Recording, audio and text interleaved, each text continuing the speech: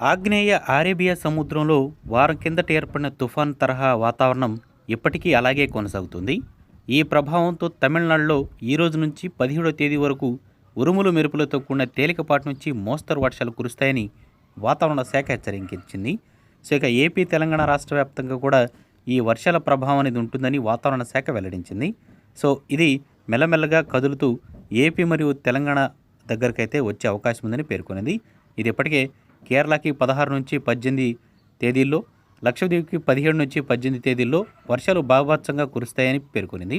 ఇవాళ కూడా అరేబియా మహాసముద్రం, హిందూ మహాసముద్రం, దక్షిణ బంగాళాఖాతంలో వర్షాలు కురుస్తున్నాయి. అక్కడి నుంచి మేఘాలు కదిలి ఈరోజు మధ్యాహ్నం సమయం కల్లా రాయలసీమ, కోస్తా ప్రాంతాలపై ఎక్కువ ప్రభావం చూపించనున్నాయి.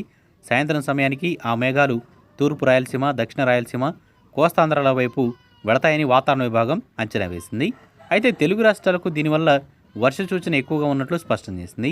తెలంగాణ, పశ్చిమ రాయలసీమలో ఇవాళ కొంతవరకు వర్షం అనేది పడుతుందని, గాలుల వేగం కూడా భాగంగా ఉంటుందని, ఏపీలో గంటకు 30 కిలోమీటర్ల వేగం, తెలంగాణలో 40 కిలోమీటర్ల వేగంతో గాలులు వీస్తాయని కూడా పేర్కొనింది. దీని ప్రభావంతో ఈ నెల 16వ తేదీ, 17వ తేదీ నుంచి ఏపీ మరియు తెలంగాణ రాష్ట్ర వ్యాప్తంగా వర్షాలు కురిసే అవకాశం ఉందని పేర్కొనింది. చెదురుముదురు వానలే కురుస్తాయి కానీ బీభత్సమైన వానలు కురుస్తాయని కూడా వాతావరణ శాఖ అయితే పేర్కొనట్లేదు.